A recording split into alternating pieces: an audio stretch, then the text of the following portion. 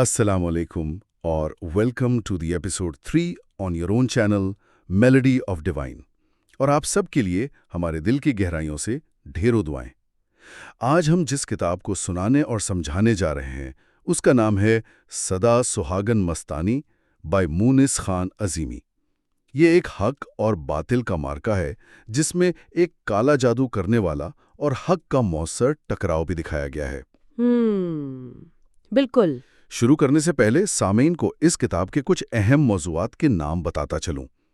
आज के इस गहरे मुताले में हम जिन मौज़ूआत पर बात करेंगे उनमें शामिल हैं ज़ाहिरी और बातनी दुनिया का हैरत अंगेज़ फ़र्क, कुरान मजीद की साइंसी, मादी और कायनाती अहमियत, अक्ल और नफ्स की कश्मकश और इंसान का असल मकाम, और आखिर में हम ज़िक्र इलाही की ताकत और वक्त के थम जाने पर गौर करेंगे।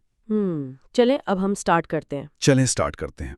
और गुफ्तगू के आगाज़ में ही मैं ये जो रूहानी सफ़र का जायज़ा आज हम ले रहे हैं ना, ये महज कोई एक पुरस्रार वाक़या या तलिस्माती कहानी का खुलासा नहीं है। बिल्कुल, मतलब अगर हम इन तहरीरों की गहराई में उतरें तो ये दरअसल हमारे अपने वजूद, हमारी मादी हकीकत और इस कायनात के उन पोशीदा राजों को समझने की एक ज़बरदस्त कोशिश है जिन पर हम आमतौर पर गौर ही नहीं करते। एग्जैक्टली। आम जिंदगी की भागदौड़ में या यूं कह लें कि सुबह से शाम तक की रूटीन में हम कभी सोचते ही नहीं है। ये किताब हमें झिंझोड़ कर ये बताती है कि कायनात सिर्फ वो नहीं जो हमें इन ज़ाहिरी आँखों से नजर आती है। एक पूरी दुनिया हमारी बसारत की हदों से परे मौजूद है। तो आइए इसको ज़रा तफसील से देखते हैं। कहानी का आगाज़ ही एक ऐसे मंजर से होता है जो वाकई मेरे तो रोंगटे खड़े हो गए थे। तसव्वुर करें कि रावी एक छोटी सी खस्ता हाल कच्ची कोठड़ी में मौजूद है। वो देखता है कि मस्तानी की क़यादत में 20 से ज़ायद औरतों की कतारें लगी हुई हैं। सही। और वो सब निहायत अकीदत और खुशू व खुजू से नमाज अदा कर रही हैं। माहौल में एक अजीब सा तकद्दुस है। लेकिन फिर अचानक पलक झपकते ही वो पूरी कच्ची कोठरी, वो औरतें, वो नमाज का मंजर, सब कुछ गायब हो जाता है। सब कुछ गायब हो जाता है, बिल्कुल। और रावी खुद को एक वीरान, सुनसान और खौफनाक कब्रिस्तान में तन्हा पाता है। वो हैरानो परेशान एक सफ़ेद रेश बुजुर्ग जो वहाँ अचानक नमूदार होते हैं उनसे पूछता है कि ये सब क्या था, वो औरतें कहाँ गईं, ये कोठरी कब्रिस्तान में कैसे बदल गई। और इस पर उन बुजुर्ग का जवाब कोई आम सा जवाब नहीं है, बल्कि वो तसव्वुफ का एक बहुत बड़ा उसूल बयान कर देते हैं। वो कहते हैं कि ये वो दुनिया है जिसे ज़ाहिरी आंखों से नहीं देखा जा सकता। क्या गहरी बात है। बिल्कुल, ये एक बहुत बड़ी हकीकत की तरफ इशारा है। बुजुर्ग बताते हैं कि वो ख़वातीन जो नमाज पढ़ रही थी वो कोई आम इंसान नहीं थी, बल्कि वो उन नेक रूहों का मस्किन और महफिल थीं जिन्होंने दुनिया में अच्छे अमाल किए थे और अपनी जिंदगी को पाकीज़गी से गुजारा था। और अब वो इसी कब्रिस्तान में बारी ताला की रज़ा के साये में अपना वक्त गुजार रही हैं। यहाँ जो सबसे हैरत अंगेज बात है ना, जिसे हम एक लम्हा फिक्रिया भी कह सकते हैं, जी बताएं। वो ये है कि हमारा मादी शऊर सिर्फ उसी को सच मानता है जिसे वो छू सके या देख सके। एग्जैक्टली। हम लॉजिकल लोग हैं, हम सबूत मांगते हैं हर चीज का। हाँ, हम लॉजिकल लोग हैं, लेकिन ये वाकया इस बात को साबित करता है कि एक मुकम्मल बातनी कायनात हमारे इर्द गिर्द इसी दुनिया के मुतवाजी चल रही है। बस उसे देखने के लिए ज़ाहिरी नहीं, बातिनी बिनाई यानी रूह की आंख की जरूरत होती है। ये तो हो गई बातनी दुनिया की बात, लेकिन रावी तो एक आम इंसान था ना। बिल्कुल। तो जब वो इस कब्रिस्तान से वापस मादी दुनिया में आया तो उसका मुस्तानी से अगला आमना सामना कैसा था? क्योंकि मैंने जब ये हिस्सा पढ़ा तो मेरे जहन में फौरन ये बात आई कि उनकी अगली मुलाकात बहुत ही अजीब थी। बहुत अजीब थी, हाँ। मतलब एक तरफ मुस्तानी रूहानियत की इतनी ऊंची मंजिल पर फाइज है और दूसरी तरफ जब रावी उसे दिन के उजाले में देखता है तो अपनी मैली आस्तीन से नाक साफ कर रही होती है। हाँ। मतलब ये क्या है, मैं थोड़ा सा इस पर बहस करना चाहूँगा, क्योंकि हमने तो हमेशा सुना है कि सफाई निस्फ ईमान है। तो एक इतने ऊंचे रूहानी मकाम पर बैठी खातून ऐसा हुलिया क्यों बनाएगी कि लोग उसे पागल या मजसूब समझें? और वो रावी को डांट कर कहती है कि घर जाओ, वरना लोग तुम्हें भी मेरी तरह पागल समझने लगेंगे। क्या वो सिर्फ लोगों को दूर रखने के लिए ऐसा कर रही थी? ये बहुत ही ज़बरदस्त और तनकीदी सवाल है आपका। بظاہر یہ واقعی بہت عجیب لگتا ہے کہ ایک پاکیزہ روح ایسا میلا حلیہ کیوں بنائے گی، لیکن تصوف کی دنیا میں اس کی بہت گہری جڑیں ہیں۔ اچھا، اسے روحانیت میں ملامتی طریقہ یا ملامتی صوفی کا راستہ کہا جاتا ہے۔ صوفیاں جو عشق الہی میں ڈوبے ہوتے ہیں اکثر اپنا ظاہری حلیہ جان بوجھ کر ایسا رکھتے ہیں کہ دنیا والے انہیں عام، دیوانہ یا مجذوب سمجھیں۔ یعنی وہ جان بوجھ کر ایسا کرتے ہیں؟ بالکل، جان بوجھ کر۔ اس کی وجہ یہ ہوتی ہے کہ وہ نہیں چاہتے کہ لوگ ان کی عزت کریں، ان کے مرید بنیں یا دنیاوی شہرت ان کے اور خدا کے درمیان آئے۔ وہ اپنا باطنی کمال دنیا کی نظروں سے پوشیدہ رکھتے ہیں تاکہ ان کا خدا سے رابطہ خالص رہے۔ کیا بات ہے! اور یہ ان کا دنیا کی مادہ پرستی پر ایک طنز بھی ہوتا ہے کہ تم لوگ صرف کپڑوں اور حلیے سے انسان کی پہچان کرتے ہو، روح کی پاکیزگی سے نہیں۔ زبردست پوائنٹ ہے۔ اور پھر اچانک بالکل آؤٹ آف نو ویئر مستانی راوی سے ایک ایسا سوال پوچھتی ہے جس کی بظاہر کوئی تک ہی نہیں بنتی۔ مجھ سے عشق کرے گا؟ ہاں، وہ سیدھا اس کی آنکھوں میں دیکھ کر پوچھتی ہے، مجھ سے عشق کرے گا؟ میرا مطلب ہے ذرا تصور کریں اس صورتحال کا۔ ایک ایسا شخص جو الجھن کا شکار ہے، اس سے ایک مجذوب عورت بیچ چوراہے میں یہ پوچھ رہی ہو۔ بالکل۔ اور جب راوی شاید کسی اندیکھی کشش یا ڈر کے مارے حامی بھرتا ہے تو وہ اسے آدھی رات کو جیکب تالاب بلاتی ہے۔ اب یہ جیکب تالاب کا انتخاب بھی مجھے بہت عجیب لگا۔ میں نے اس پر تھوڑی ریسرچ کی۔ یہ جیکب تالاب انگریز دور میں بنایا گیا تھا۔ جی، اس جیکب تالاب کا ایک مکمل تاریخی اور دنیاوی پس منظر ہے۔ انگریز آفیسر سر جان جیکب نے اسے اپنی فوج کے گھوڑوں کو پانی پلانے کے لیے بنوایا تھا۔ گھوڑوں کے لیے؟ جی، گھوڑوں کے لیے۔ یہ ایک خالصتاً دنیاوی، مادی اور عام سی جگہ تھی جہاں جانور آتے تھے، لیکن مستانی کا ایک روحانی ملاقات کے لیے رات کے اندھیرے میں اس جگہ کا انتخاب کرنا ایک بہت گہرا سبق دیتا ہے۔ کیسا سبق؟ یہ ظاہر کرتا ہے کہ روحانیت صرف مساجد، خانقاہوں یا سجے ہوئے حجروں تک محدود نہیں ہے۔ خدا کی تجلی کسی مخصوص عمارت کی محتاج نہیں ہے۔ بے شک۔ کائنات کے کسی بھی عام سے حصے، حتیٰ کہ ایک ویران مادی تالاب کے کنارے بھی، اگر دل میں سچی طلب ہو اور آپ کا مرشد آپ کے ساتھ ہو تو انسان کو خدا کا قرب مل سکتا ہے۔ سبحان اللہ! تو جب راوی آدھی رات کو اس ویران اور خوفناک جیکوب تالاب پر پہنچتا ہے تو اس کی اپنی ذہنی کیفیت بہت الجھی ہوئی تھی۔ یہاں ایک بات یاد رکھنے والی ہے کہ راوی ہماری طرح ایک عام سا انسان تھا۔ وہ خود تسلیم کرتا ہے کہ وہ ایک مادہ پرست انسان بن چکا تھا۔ اس کا مذہب سے تعلق بس روایتی عبادات، یعنی کبھی نماز پڑھ لی اور روزے رکھ لیے، بس یہاں تک محدود تھا، اور وہ کائنات کی اصل حقیقتوں سے بالکل ناواقف تھا۔ صحیح۔ لیکن جب وہ جیکب تالاب کے پاس اس کچی کوٹری میں ڈرتے ڈرتے داخل ہوتا ہے تو اندر کا منظر بالکل بدل چکا تھا۔ ہاں، وہاں کا منظر بالکل مختلف تھا۔ وہ مستانی جو صبح دن کے اجالے میں میلی آستین سے ناک صاف کر رہی تھی، جسے دنیا پاگل سمجھ رہی تھی، اب ایک بے داغ، اجلے اور سفید لباس میں ملبوس نہایت وقار کے ساتھ قرآن پاک کی تلاوت کر رہی تھی۔ یہ تبدیلی، یہ تضاد راوی کے سارے مادی بت توڑ دیتا ہے، اور یہیں سے دراصل مادہ پرستی کے بت ٹوٹنا شروع ہوتے ہیں اور علم کی ابتدا ہوتی ہے۔ مستانی اسے وہاں بٹھا کر ایک بہت ہی بنیادی فلسفہ سمجھاتی ہے۔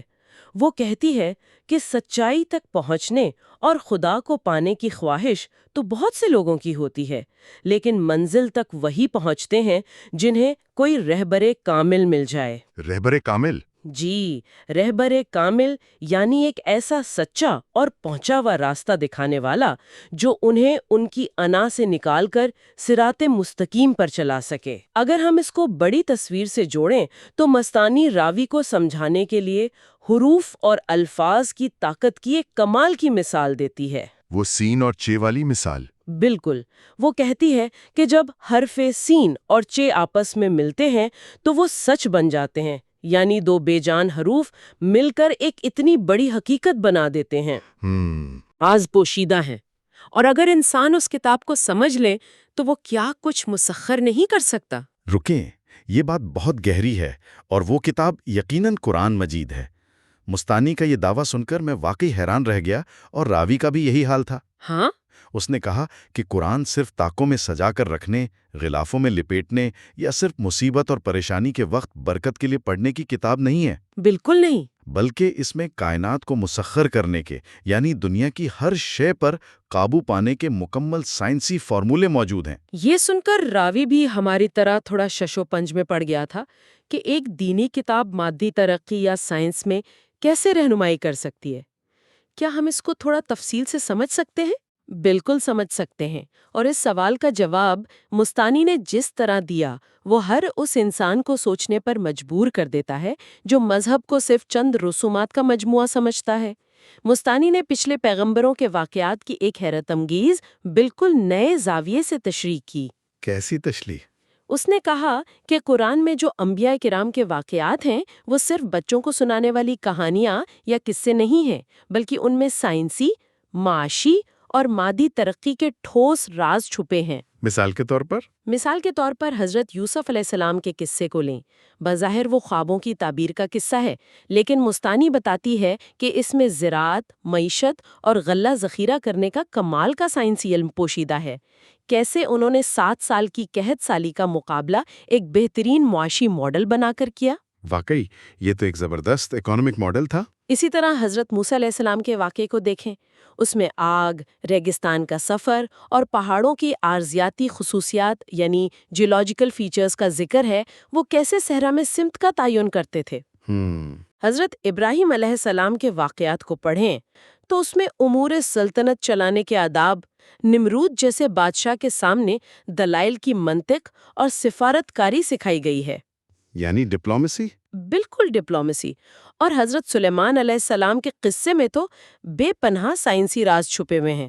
ہواؤں پر قابو پانا، پرندوں اور جانوروں کی فریکوینسی کو سمجھ کر ان سے بات کرنا، پگھلے ہوئے تانبے کے چشمے بہانا، یہ سب آج کی ایڈوانس سائنس اور ٹیکنالوجی کی ہی تو باتیں ہیں۔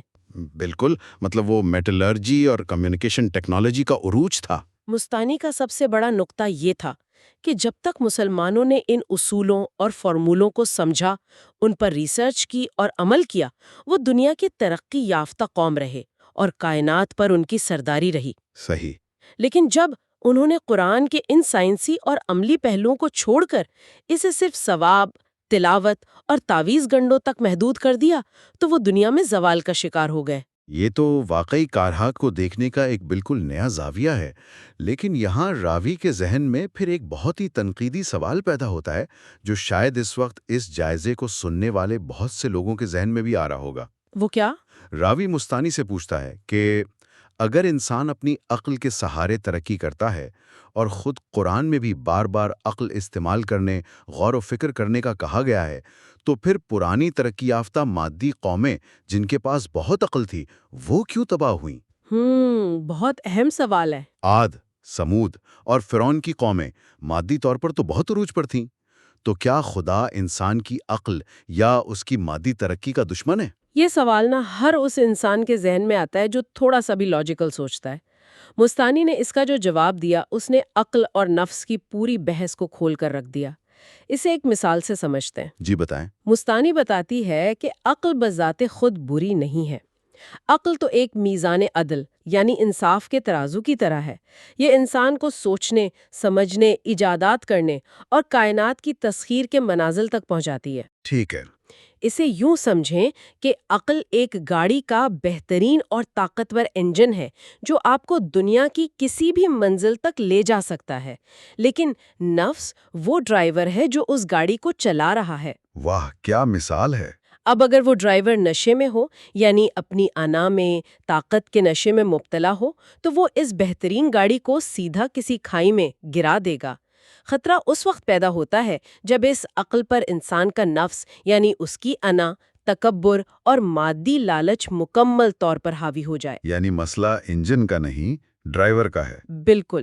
جب انسان بے پناہ مادی ترقی حاصل کر لیتا ہے تو اس کا نفس بے قابو ہو کر اسے یہ سوچنے پر مجبور کر دیتا ہے کہ اب اسے کسی خدا کی ضرورت نہیں ہے، وہ خود خدا بن گیا ہے اور وہ کائنات کا خالق ہے۔ استغفر اللہ۔ یہی وہ مقام ہے جہاں شیطان اس کی سوچ پر قبضہ کر لیتا ہے اور انسان خدا کا منکر ہو کر تباہی کے راستے پر چل پڑتا ہے۔ خدا ترقی کا دشمن نہیں ہے، خدا اس تکبر کا دشمن ہے جو ترقی کے بعد انسان کے اندر پیدا ہوتا ہے۔ اور اسی تناظر میں مستانی انسان کے اصل مقام کی بھی یاد دہانی کراتی ہے۔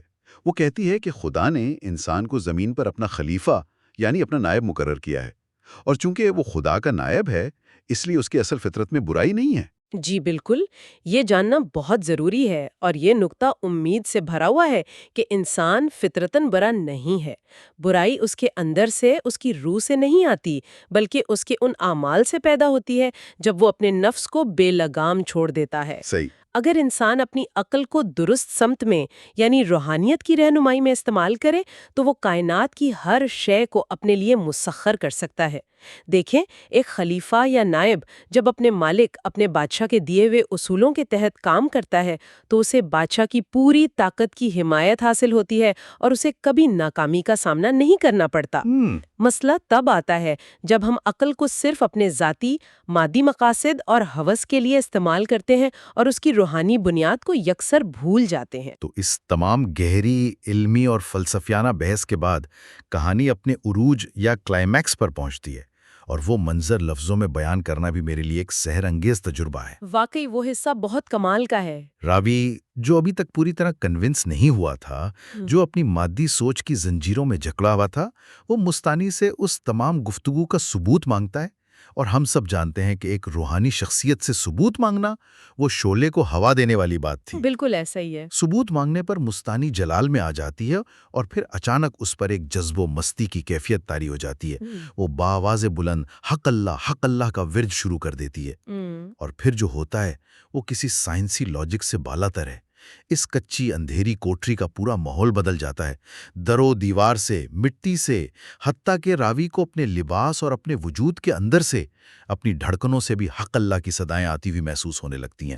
مستانی کے کھلے بال فضا میں لہرانے لگتے ہیں، پوری کوٹھڑی سندل کی بھینی بھینی اور تیز خوشبو سے مہک اٹھتی ہے، اور اس ساری کیفیت میں راوی بھی اپنا مادی ہوش کھو بیٹھتا ہے اور بے اختیار اسی ورد میں شامل ہو جاتا ہے۔ یہ روحانیت کی وہ آخری اور اونچی منزل ہے جسے تصوف میں فنا کا مقام کہتے ہیں، جہاں انسان کا اپنا نفس، اس کی انا اور اس کی مادی ہستی مکمل طور پر ختم ہو جاتی ہے، اور وہ کائنات کی اصل حقیقت کے ساتھ ایک لے میں دھڑکنے لگتا ہے۔ بے شک۔ اور یہاں ایک بہت ہی دلچسپ واقعہ پیش آتا ہے جسے ہم آج کی زبان میں ٹائم ڈسٹورشن یا وقت کا کٹ جانا کہہ سکتے ہیں۔ راوی کو لگتا ہے کہ وہ اس جذب و مستی اور ذکر کی کیفیت میں شاید 15-20 منٹ یا زیادہ سے زیادہ آدھا گھنٹہ ہی رہا ہوگا۔ ہاں، اسے یہی محسوس ہوا۔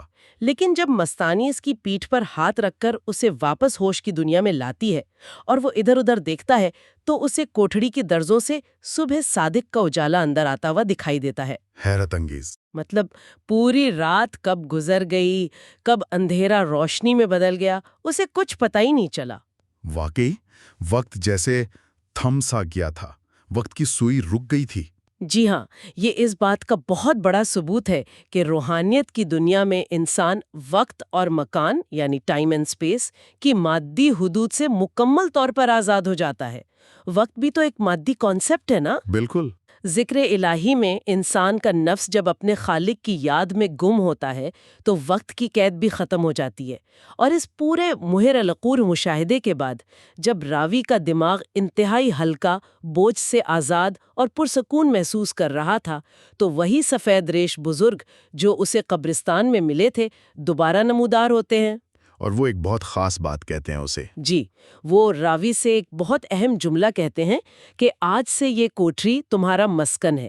یہ جملہ کوئی عام بات نہیں تھی، دراصل یہ راوی کے ایک نئے روحانی جنم کی علامت تھی۔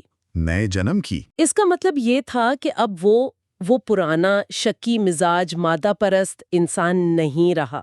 اس کی انا اس ذکر میں مر چکی ہے، اور اب اس کی روح ایک نئے اعلیٰ سفر کے لیے بیدار ہو چکی ہے۔ کتنا خوبصورت سفر ہے یہ، ظاہر سے باطن تک کا۔ کیسے ایک انسان جو صرف دنیا کے پیچھے بھاگ رہا تھا، اسے کائنات کی اصلیت کا شعور مل گیا۔ بالکل۔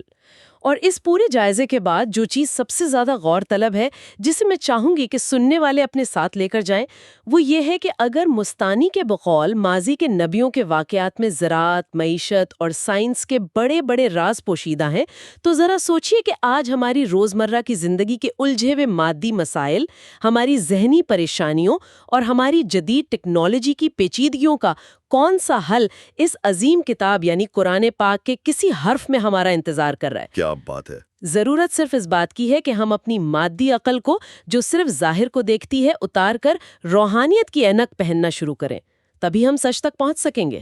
آپ کا بہت شکریہ کہ آپ نے ساری پوڈ کاسٹ سنی اور دیکھی۔ امید ہے کہ اس سے آپ کے اندر ایک جذبہ اور جستجو پیدا ہوئی ہوگی کچھ سیکھنے کی۔ اگر آپ نے چینل میلڈی آف ڈیوائن کا سبسکرائب نہیں کیا تو پلیز کر لیں، لائک کر دیں ویڈیو کو اور فارورڈ کریں ان کو جن کے بارے میں آپ کو لگتا ہے کہ وہ اس طرح کا روحانی کانٹینٹ سننے میں دلچسپی رکھتے ہیں، جو کہ آپ کو سکھاتا ہے اور آپ کی نشو و نما کرتا ہے۔ بہت دعاؤں کے ساتھ اللہ حافظ ٹو آل۔